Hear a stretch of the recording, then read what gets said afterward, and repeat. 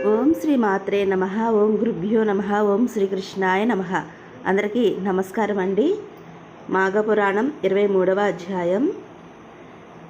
వీడియోలోకి వెళ్ళే ముందు ఇదే మొదటిసారి మా ఛానల్ చూసినట్టయితే లైక్ చేయండి, షేర్ చేయండి, సబ్స్క్రైబ్ చేసుకొని పక్కనే బెల్ ఐకాన్ ఉంటుంది, దాన్ని ట్యాప్ చేసి ఆల్ బటన్ క్లిక్ చేస్తే మేము చేసే ప్రతి వీడియో మీకు నోటిఫికేషన్గా వస్తుంది.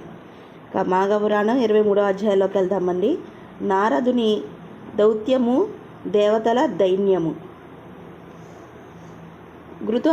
గృతమద మహర్షి జహునితో ఇట్లా నేను పారిజాత పుష్పాలకే వెళ్ళి యక్షుడి కన్నా రాకపోవుటకు కారణమేమి అని ఇంద్రుడు వివరించెను.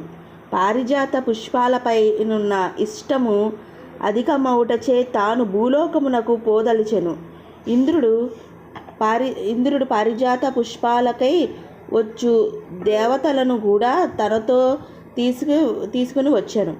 సువాసనలు విరజిమ్ముచున్న పారిజాత పుష్పములను చూచి ఇంద్రుడు, దేవతలు మహోత్సాహంతో పారిజాత పుష్పమును కోసరి పారిజాత వృక్షమునే స్వర్గమును తీసుకుని పోదల్చిరి.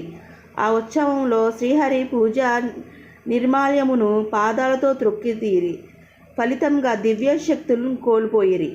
శక్తి విహేలులై ఇంద్రాది దేవతలు ఇంకా రాలేదని మరికొందరు దేవతలు వచ్చి పారిజాత వృక్షమును పెకలించేదని ప్రయత్నించిరి. శ్రీహరి నిర్మాల్యమును దాటుచే వారు కూడా శక్తిహీనులై పడి ఉండిరి. మరునాటి హృదయము సత్యజిత్తు తనతో తోటను వచ్చెను.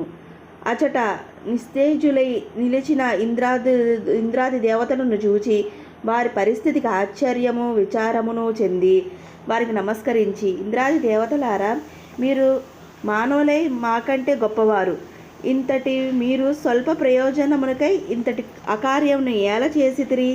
మీరు నాకు తెలియకుండా పుష్పములను దొంగతనముగా తీసుకొని పోదలుచుట దోషము కాదా అని ప్రశ్నించెను. ఇంద్రాదులు సమాధానము చెప్పలేక తలలు వంచుకునిరి. గరుత్మంతుడు మొదలైన ఉత్తమ పక్షులు నేలపైనున్న మాంసముగా ఆకాశపది భూమిపై వరాణీయు మానవును నందినట్లు మేము పారిజాత పుష్పములను కాశపడి ధర్మము తప్పి దొంగలించి ఇటు స్థితిని పొందితిని. ఇకపై మా పరిస్థితి ఏమిటో చెప్పలేము. సత్యజిత్తు వారికేమీ సమాధానము చెప్పక తమ ఆశ్రమముకు పోయెను. ఇంద్రుడు మొదలగు వారు ఆహారము లేక దుఃఖించుండగా 11 దినములుండిరి. వారికి అకాల అమృత ఆహారము లేదు, కామధేనువు ఇచ్చు మధుర క్షీరము లేదు, కల్పవృక్షములు చింతామణి ఇచ్చుట నట్టి పుష్టికరమైన భక్ష్య భోజనములు లేవు. మిక్కిలి దీనులై ఉండిరి. సత్యజిత్తును దేవతల దీనావస్థను విచారించెను. తాను జల్లిన శ్రీహరి నిర్మాల్యమును తొలగించెను. తానేమి చెయ్యవలెనో, దేవతల దుస్థితి తన వలన ఏర్పడినదిగా ఎట్లు తొలగునో తెలియక దీనులైన దేవతలపై జాలిపడి శరణుడైన శ్రీహరిని యథాపూర్వకముగా పూజించు తాను భార్య నిహారులై ఉండిరి. ఈ విధంగా సత్యజిత్తు కూడా 11 దినములు నిరాహారుడై శ్రీహరిని పూజించగా శ్రీమన్నారాయణుడు తలచుండెను. త్రిలోక సంచారియగు నారదుడు ఆకాశము తిరుగుచు దేవతల దురావస్థను గమనించి వారికి ఎట్లయినా సహాయం చేసిన వారి దురావస్థ పోవునని తెలియలేదు. తిన్నగా శ్రీహరి చేరబోయాడు. నారదుడు శ్రీహరికి నమస్కరించి స్తుతించెను. నారదుని స్తుతిని విని సర్వజ్ఞుడు శ్రీహరి, ఏమీ నెరగని వాని వలె నారద, స్వాగతము. ఇప్పుడు ఎందులకు ఈ స్తుతి? నీకేమి కావాలనో చెప్పుము. ఏమి చేసినా నీకు సుఖము అగునో అది ఎట్టిదైనను దేవదారువులు సాధింపజలేను, నీకు సమకూర్చెదను చెప్పమని అడిగి. నారదుడు తల వంచి ఇంద్రుడు ఆది దేవతలు చెడ్డ పని చేసి ఆపదలు పాలేరి. భూమి యందు పారిజాత వృక్షం ఒకటి కలదు. దాని పువ్వుల సౌందర్య సువాసనకు విస్మయితులై వారి యందు ఇష్టపడిరి.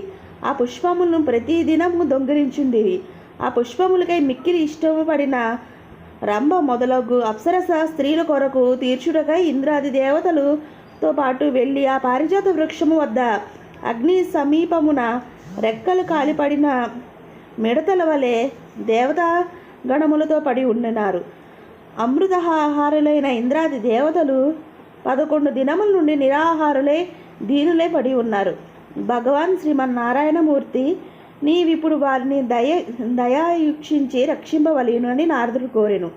నారదుని మాటలు విన్న శ్రీహరి, నారద, అమృత కలశం నుండి తొనికి పడిన 2 బిందువులు ఆ అమృతమే పారిజాత వృక్షమవుతుంది, తులసిదనము అయినది. అనగా ఆ 2 అమృతం నుండి పుట్టినవి, 2 మిక్కిలి పవిత్రమైనవి. సత్యజిత్తు వాడు ఆ మొక్కను సంరక్షించెను. తుదకు అది ఒక మనోహరమైన పుష్పవాటిక అయ్యను. సత్యజిత్తు ఆ పుష్పములను, తులసి దళములను అమ్మి ఆ ధనముతో దరిద్రులను, ఆర్తులను పోషించి తర్వాత కుటుంబ పోషించుకుంటేను, నన్ను పూజించుండెను. ఇంతటి ఎత్తముని దీనులకు జీవాధారమగు పుష్పము సంపద త్రిలోకాధిపతి యగు ఇంద్రుడు నిత్యము తన సుఖమునకై అహపహించెను. చివరికి కాదనక సత్యజిత్తు నన్ను అనుసరించి నిర్మాల్యమును పుష్పవాటికల్లో జల్లగా భోగాల నుండి ఇంద్రుడు నా నిర్మాల్యమును కూడా దాటెను, త్రొక్కెను. ఇన్ని దోషములు చే త్రిలోకాధిపతి ఇంద్రుడు వాని అనుచరులు శక్తిహీనులై తోటలు పడి ఉన్నారు. నన్ను పూజించి నిర్మాల్యము తెలియక కానీ దాటినా తొక్కినా ఎంతటి వాడైనను శక్తిని కోల్పోయి దీనుడు కాక తప్పదు. ఉత్తమమైన వాడు సత్యజిత్తు ఇంద్రాది దేవతల దైన్యముతో బాధపడుచు నేనేమి చేయలేనో అని తెలియక తాను భార్యతో పాటు నిరాహారుడై నన్ను అర్చించున్నాడు, స్మరించున్నాడు.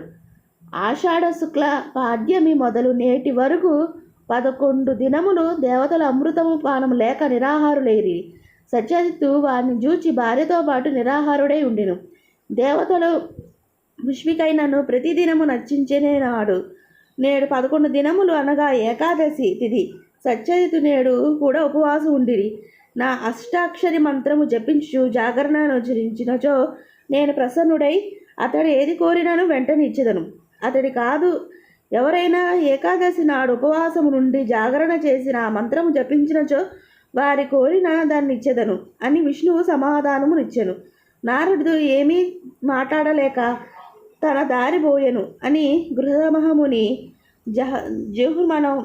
జిహునియకు చెప్పాను. ఇట్లు మాఘపురాణం 23వ అధ్యాయం సంపూర్ణం. ఈ వీడియో మీకు నచ్చితే షేర్ చేయండి, లైక్ చేయండి. ఇలాంటి వీడియోస్ కోసం మరిన్ని మా ఛానల్స్ని సబ్స్క్రైబ్ చేసుకోండి. ఈ వీడియోపై మీ సలహాలు, సూచనలు ఏమైనా ఉంటే నా కామెంట్ బాక్స్లో కామెంట్ పెట్టండి. సర్వే జన సుఖినో భవంతు.